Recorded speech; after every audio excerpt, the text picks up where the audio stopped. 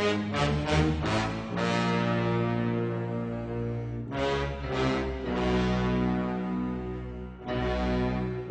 going on, everybody? King of Dragons 5000 here, coming at you with another figure review.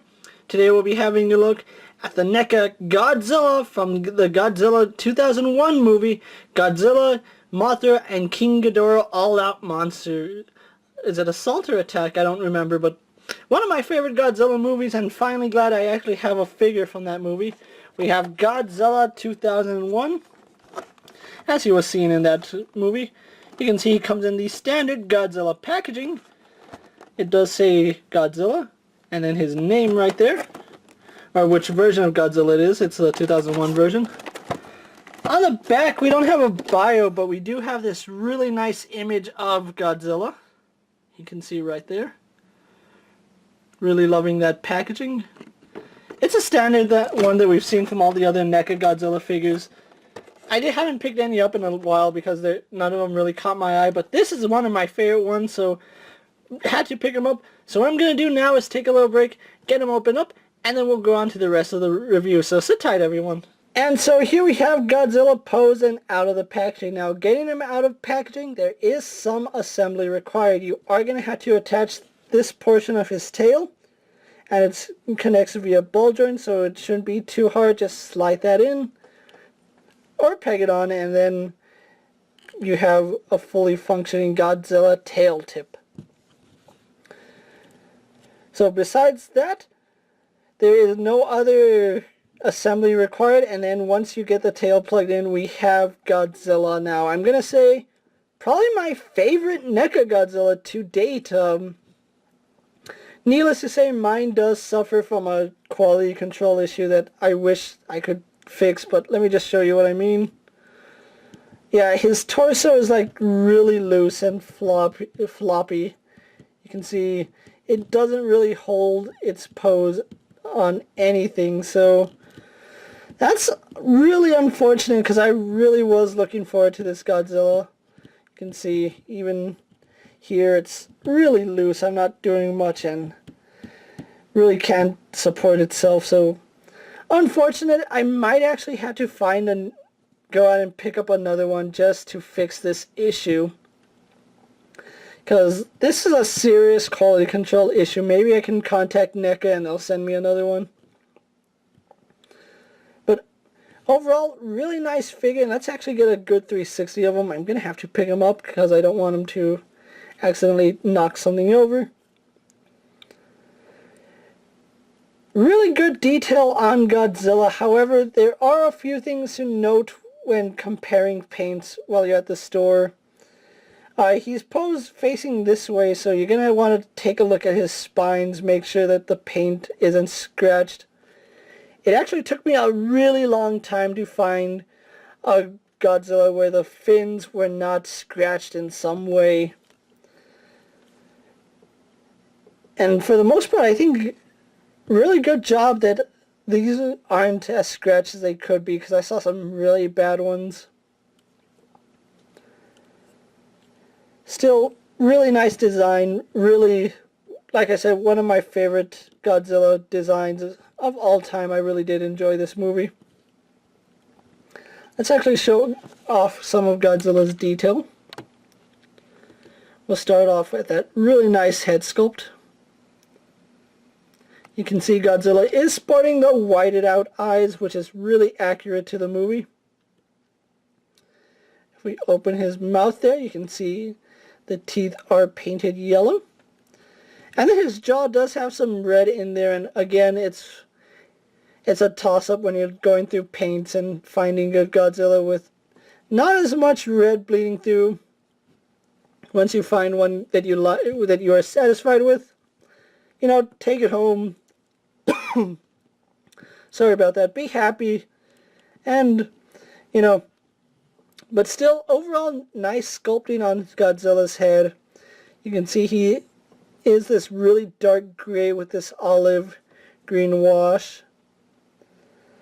His spines are, of course, white. You can see they start off gray and then go up all the way to this white, so that's really nice.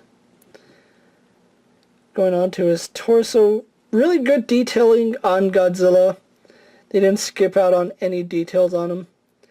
When we get to his claws, they are painted almost like a, I want to say, kind of like a whitish green with a little bit of red in there.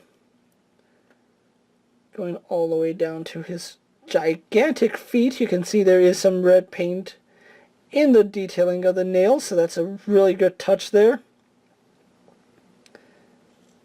Then we go on to his tail, where we can see that the white does carry over to the first few spines, and then it kind of trails off and we don't see that paint anymore. Really unfortunate that they didn't continue the paint. So, you know, as far as accessories go, I think they could have given us some atomic Godzilla breath. That would be so good, but NECA just really hasn't made any Godzillas with atomic breath, so I don't know what the deal is with that. Maybe we'll get one in the future, but I really doubt it. So that's Godzilla's detail. Let's actually show off his articulation, because he does have quite a bit. Starting at the head, his jaw is hinged, so that does open and close. Let's actually zoom the camera in so I can show off all the bits of articulation. But yeah, his mouth is hinged, so that can open and close. He can opens about that wide and then closes. His head is on a ball joint, so it does move left and right, up and down. And you get a lot of good range just on this ball joint. You can see he looks up all the way, and we can get him looking down, really far down. And that's just at the head. His neck is also on that double ball joint, so we do get some his head also rotates, in case I forget to leave that out. But we get some side to side movement, some up and down, left and right, it spins. His neck is also in that ball joint, so it moves down to about that far, up to about that far, does move left and right, as well as spins on that ball joint. Going to his arms, they are on a ball. I want to say they're on a ball socket, because it's not a ball hinge, because a ball hinge would just hinge the arms in and out, because this does have some rotation in it, and it does provide somewhat of a bicep swivel. As you can see, his arm swivels out to about that far. That's what makes me believe it's not a full ball hinge, because it does rotate and swivel, so it does go out to about that far, then you can bring it around to about that far, and it's the same for both arms. He does have a single jointed elbow, a swivel in the forearm. Godzilla has a ball jointed wrist, as well as a hinge in the fingers, or the claws. So that's really good movement there. Godzilla would have a ball joint torso, but you can see on mine, really floppy. It does move back some, and it does swivel. Legs are on that same style of joint as the... No? Are they? Well, they hinge out like that, but they don't... Yeah, they don't hinge as much forward, so it does make posing him a little awkward. Godzilla does have that hinged knee, as well as a swivel, and that's all in the knee. And then we have a ball joint in the ankle, so pretty good range of movement there.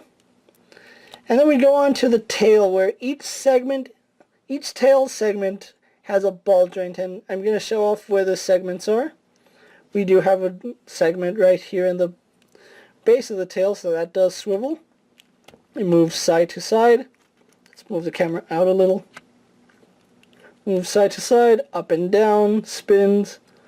The next segment is right here, 3 segments down, and it's also on a ball hinge, or ball socket. So we do get that movement there. Moves all around, side to side, spins.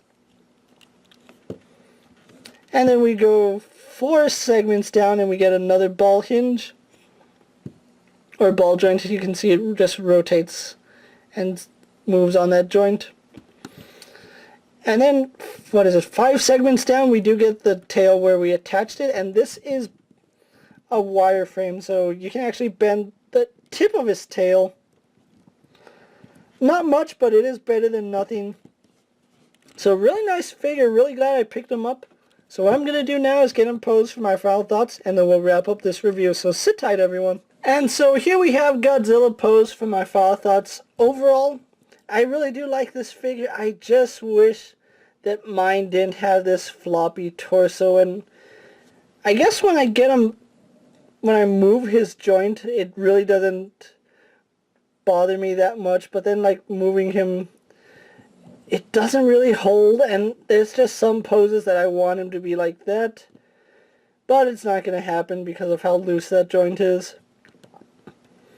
Overall, I still really love this figure. It's one of my favorite Godzilla designs, and probably my favorite NECA Godzilla figure that we have to date. I really wish we could get a King Ghidorah, maybe a Mothra, Rodan, just something more than Godzilla. NECA's probably going to get the rights to those sometime down the line, but for right now, I'm really content with just the Godzillas that I have.